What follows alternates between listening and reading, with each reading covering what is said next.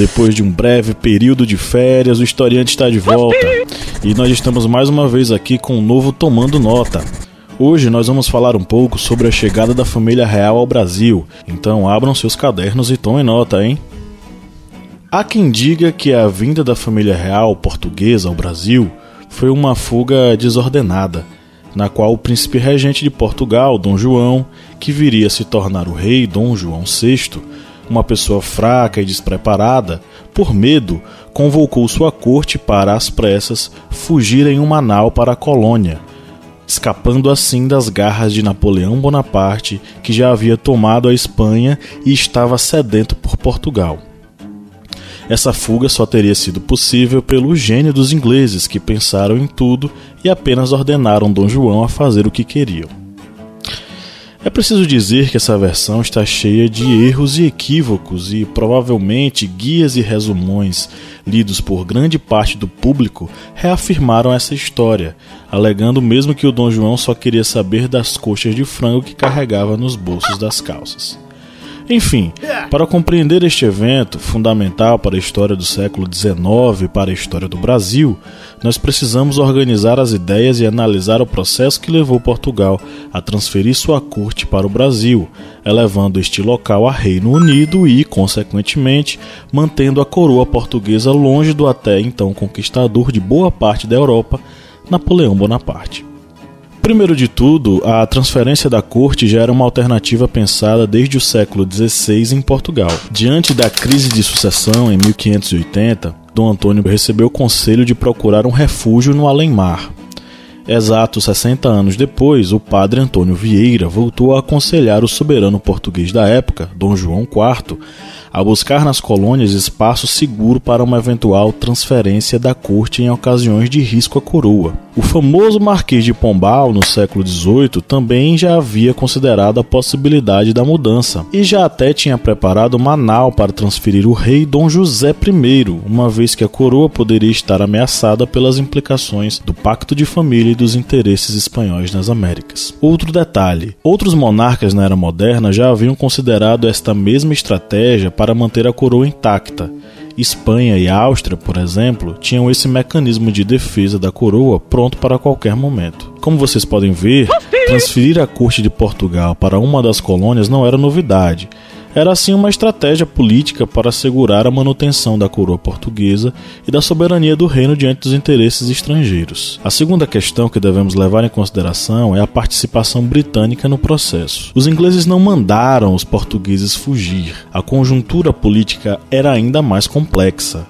A França de Napoleão Bonaparte estava em guerra deflagrada aos ingleses. Bonaparte já havia conquistado boa parte dos reinos europeus, e os ingleses representavam o poder que podia concorrer com aquele que os franceses estavam construindo. Após a conquista espanhola, Napoleão mandou um ultimato aos portugueses, pedindo um posicionamento do príncipe regente sobre apoiar ou não o Império Francês contra os britânicos. A questão é que Portugal e Grã-Bretanha eram aliados de longa data, politicamente e economicamente. Sabedores da estratégia política da transferência da corte, os ingleses ofereceram apoio naval e militar a Portugal. Por último, é preciso levar em consideração o jogo político que já existia dentro de Portugal em 1807. Assembleias e conselhos foram realizados, e basicamente a decisão girava em torno de dois partidos, o Partido dos Ingleses e o Partido dos Franceses. O Partido dos Ingleses defendia a recusa à oferta de Napoleão, de fazer parte do conflito como aliados dos franceses contra os ingleses, e também a transferência da corte real portuguesa para o Brasil. O Partido dos Franceses defendia o aceite à oferta de Napoleão, o confisco das riquezas britânicas em Portugal, o fechamento dos portos aos navios britânicos e a prisão dos ingleses habitantes em terras portuguesas. Dom João acabou tomando uma decisão que tentou agradar os dois lados.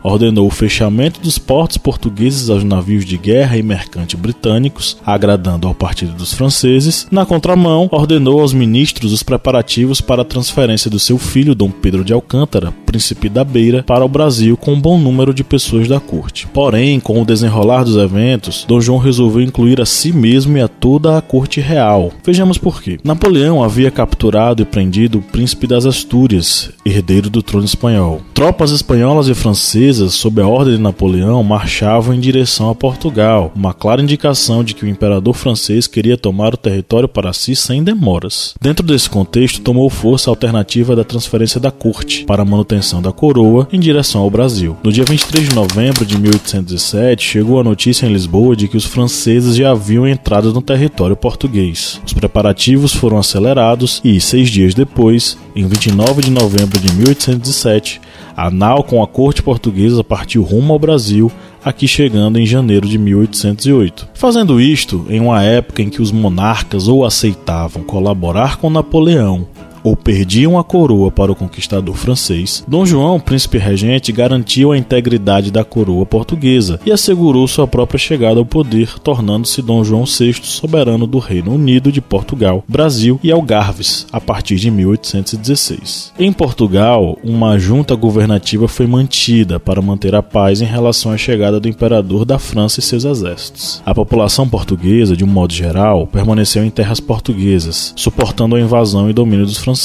Como os portos do Brasil passaram a ser o local principal das transações comerciais, a população portuguesa de um modo geral, especificamente a burguesia mercantil e as classes trabalhadoras, tiveram que lidar com uma pesada crise econômica. Sendo o Brasil uma colônia com uma série de limitações do ponto de vista econômico, cultural e político, a coroa portuguesa, na pessoa do rei e dos seus administradores, promoveu uma série de intervenções e transformações, tendo em vista a construção de uma estrutura que pudesse comportar as necessidades do Estado, agora estabelecido em terras brasileiras. Destacamos principalmente os seguintes feitos: a abertura dos portos às nações amigas, a criação da imprensa régia e a autorização para funcionamento de tipografias e publicação de jornais em 1808, a fundação do primeiro Banco do Brasil ainda no mesmo ano, a criação da Academia Real Militar em 1810, a abertura de algumas escolas, entre as quais 2 de medicina, uma na Bahia e outra no Rio de Janeiro, a instalação de fábricas de pólvora e indústrias de ferro em Minas Gerais e São Paulo, e a elevação do Estado do Brasil à condição de reino, unido a Portugal e Algarves. Além disso, o Brasil assistiu à vinda da missão artística francesa em 1816 e a fundação da Academia de Belas Artes também. Outra modificação que aconteceu foi em relação aos nomes das capitanias. Elas passaram a se chamar províncias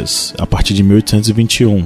Dom João VI passou 13 anos no Brasil, tendo assumido o trono em 1816, por ocasião da morte da sua mãe, Maria I. A presença da coroa no Brasil também gerou efeitos do ponto de vista das lutas sociais. Diante da chegada dos membros da Casa Real e seu séquito de nobres e demais agregados, tomaram ainda mais força os ideais dos movimentos independentistas no Brasil. A Revolução Pernambucana, de 1817, foi o principal conflito, opondo a província de Pernambuco ao poder régio português personificado em Dom João VI. Além dos ideais liberais e iluministas que fermentavam em todo o mundo, a criação de novos impostos e a pressão externa pelas restrições do tráfico escravo deram fermento às insatisfações de pernambucanos em relação à presença e dominação dos portugueses no Brasil. Esse quadro só vai ser modificado significativamente com a Revolução do Porto de 1820. O movimento, que desde 1817 já lutava pela libertação militar portuguesa e pelo retorno do status do país, mobilizou a classe militar e setores da burguesia, bem como nobres e o clero. As classes trabalhadoras, de um modo geral, também aderiram ao movimento, que principiou em agosto de 1820 e que em setembro do mesmo ano já havia conseguido unificar as cidades do Porto e Lisboa num único governo, a Junta Provisional do Supremo Governo do Reino. As cortes de Lisboa foram assim organizadas e exigiam o retorno do rei para Portugal, não aceitando a inversão política que havia se estabelecido com a partida da corte real para o Brasil, tendo Lisboa se tornado cidade periférica submetida ao Rio de Janeiro, capital régia. Além disso, a exemplo da Espanha, os lusitanos demandavam a criação de uma constituição com caráter liberal assinada pelo rei. Assim, os portugueses demandavam a presença de Dom João imediatamente. Isso deu espaço para o crescimento político e histórico de um outro personagem que até então estava um tanto caladinho, estava um tanto aí meio que preocupado com as suas saídas noturnas, as suas curtições, que era o príncipe Dom Pedro de Alcântara, que já começava a vislumbrar aí uma carreira política e sair, no caso aí, da sombra do seu pai, tornando-se então ou príncipe regente ou de fato um rei, um vice-rei, Enfim, ele já estava de olho politicamente aí no espaço que a ilha de Dom João para Portugal poderia abrir para ele. Bom, então é isso, pessoal. Falar sobre Dom Pedro aí já é um outro vídeo. Espero que vocês tenham tomado nota de tudo e que vocês exercitem isso para não esquecer, hein? Só lembrando para vocês que quem quiser estudar, se aprofundar ainda mais, pode acessar o nosso app. Ele está disponível na Play Store com um material muito vasto, cheio de coisa bacana, podcast e vídeo, além dos simulados para vocês exercitarem aí os conhecimentos que vocês aprenderam nos nossos vídeos. Um abraço e até o próximo vídeo.